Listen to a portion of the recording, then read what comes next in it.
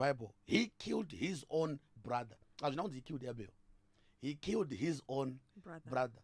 Kureva kuti azvina kunaka kuti uuraye your own brother. Hachisi chinhu chinoexpectwa kuti munhu auraye their own brother.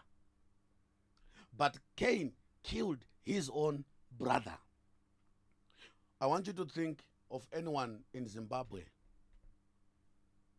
anyone that has made it. Think of anyone.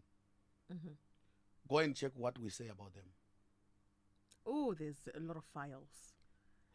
Everyone that has risen, we don't think that their rising is okay.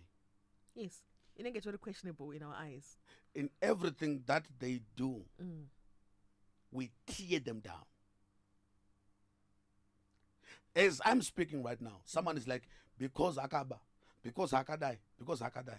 If you ask them, Akabachi, they don't know. They just feel whatever it is, it's not right. Somewhere, somehow, vakaromba man. Akaita sei. Even munhu anotozikana kuti ane company yakadai inoita nezvakati nezvakati nezvakati nezvakati. Zvinhu zvake zvinodhura man. There is something that we have to say. Chinorwa nemunhu iye. Do you know that there are people who are poor and they are very, very evil? Yes. Poor people who destroys others in the family. No one cares about them.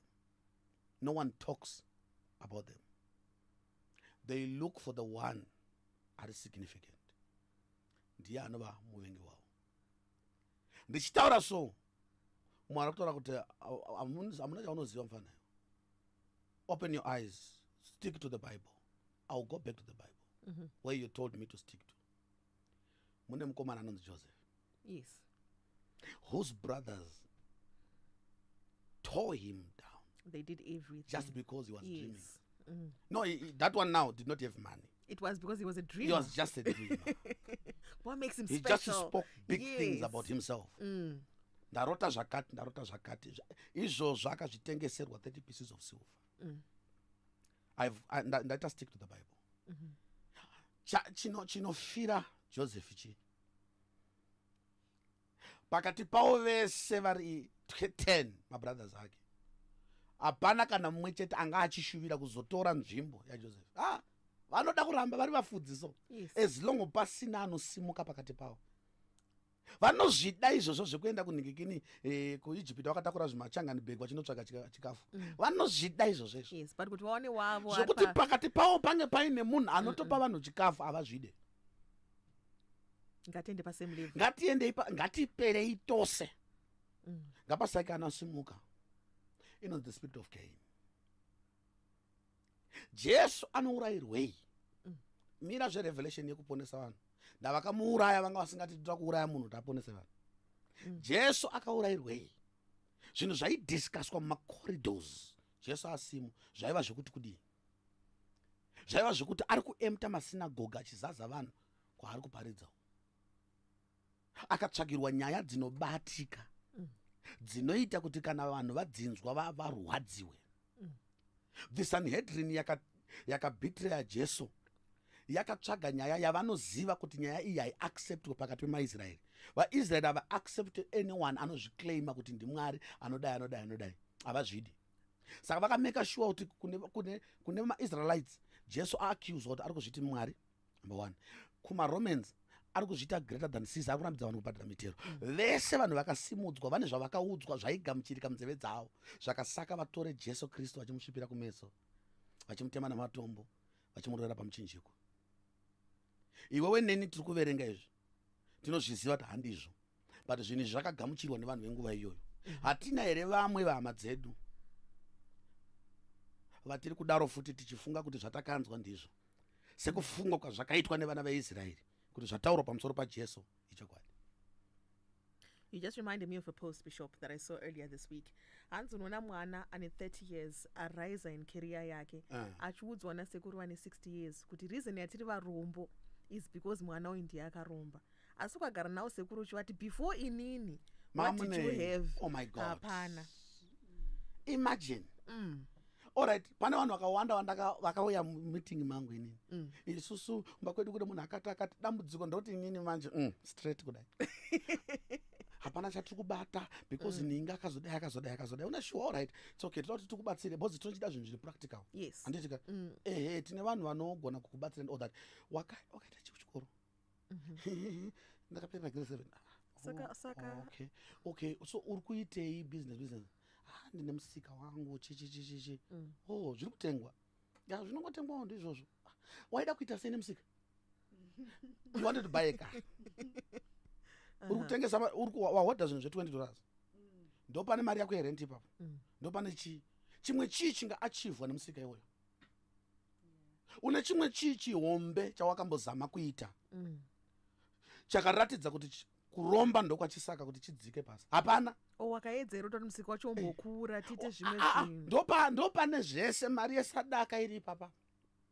Zvese upenyu hwavo ende musika iwoyo uri kutochengeta. Which means musika iwoyo utori munhanda zvauri kuachievha. Hazviachivhike nemusika wakadaro. Kapushitire kakadai so. Kaari kuita ikakwako. Wakambozama here kuita other investment. Pane pawakambozama kutenga chimwe chinhu maybe chikanyura. Kana wakatenga mota yakarovera. Zvese izvozvo asati asvika ikoko. But zvinhu zvaari kutaura kuti asati asimuka. Unoshada kusumuka sei? Ane munhu waari kublema kuti ningi ndiye akadai. Nemhaka yei? Because it is the spirit of Cain. The spirit of Cain will bring reasons dzinobatika dzichasaka usimudze chidhina uchitema mumwe wako. Ugonzwa satisfaction. Around us ukanzwa kuti Facebook iri kutrenda, TikTok chichichichi. It's someone who is being torn down. Pane munhu ari kunzi abatirwa manudzi wako manhande itinoona. Tese tinonzwa kufumuka. Zvokuda kuona munhu akashama. Kuti tiseke bedzi. Tarisa mazera. Ari kufarira kusasimira kwemunhu. It is the spirit of Cain.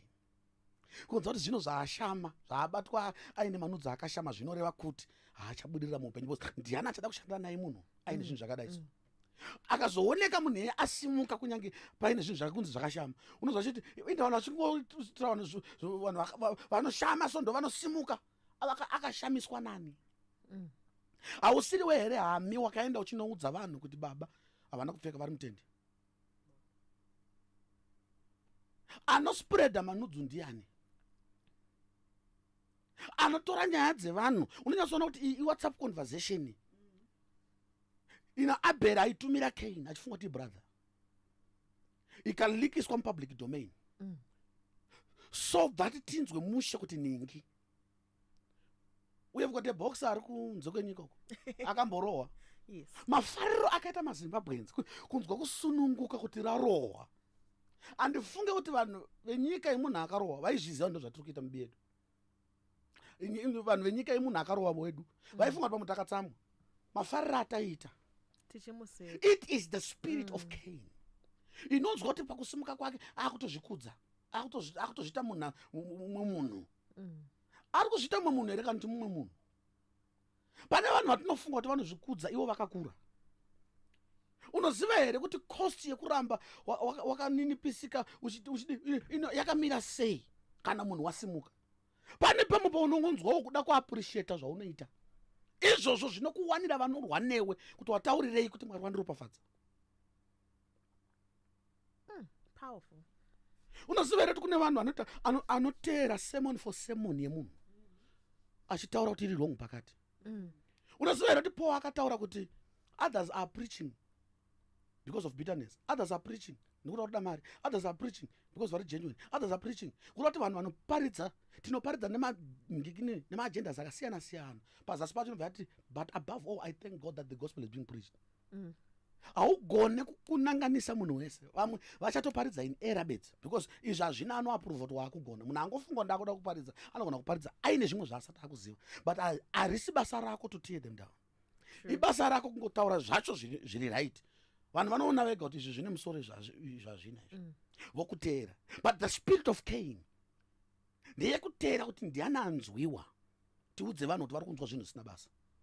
Munhu paanongotaurawo pamusoro pemumwe pabasa handinga ari kushanda zvakanaka zvipiko. audana namanager pane something chaunotaura chinoburisa the spirit of Cain, chinodzikisa vamwe. Pese pataurwa munhu zvakanaka unonzwa maenzymes ako achisimuka kuda kumugadzika pasi. Rinotori demoni. To be continued. Oh. Ndadombona ero ndopane time. I'm flowing. I'm like, I'm there. So right, Bishop, I'm sure that people would love to get in touch with you. We'll probably have questions, we need counseling. Pano vari kutonanga vanhu vari kuti ndaumbuda kwa Bishop ndombona vaudza kuti akwedu kuna ningi akabata destiny yangu. How do they get in touch with you? All right. For counseling, prayers, invitations, etc. Tinowanika pa 773 115 025 773 115 025. We have an evening service tonight where we are dealing with evil sexual snares. You can join us from 5 to 7 p.m. Yes. And then on Friday we've got an all night where we are dealing with the same thing. And then on Sunday 9 to 1 o'clock, Tinowanika pa corner 2nd Street and Robert Mugabe upstairs pa New Fantasland opposite Eastgate, Cinema 4 Church knows the City Gate Assemblies. YouTube yedu ne Facebook zvakanzi Dr. BMC. God bless you. Right, Bishop, thank you so much for coming through this morning. So listen, he comes back your way next week, Tuesday, same time, right here on the Morning Galaxy. And like you said, to be continued. So that my spirit kufamba mchingotaura kuti ningi ndiyakazobata destiny yangu. I hope you've taken some notes there. So remember, coming up in the next hour, this week is Strong Bonds and Young Couples. This week, actually, Strong Bonds and Young Couples have a coordinating Marriage Week Zimbabwe on various platforms, including here on Star FM. So we'll be giving practical advice for married couples of all ages and for those who are not married as well. So this will be on different shows throughout the week. And today, just straight after the news, we've got Dr. Nyamakao and Amai. They're going to be joining us, and we're going to be talking about preparing for and living in an empty nest marriage. That's what we're going to be talking about. But right now, time check, it is 10. It's time for the news.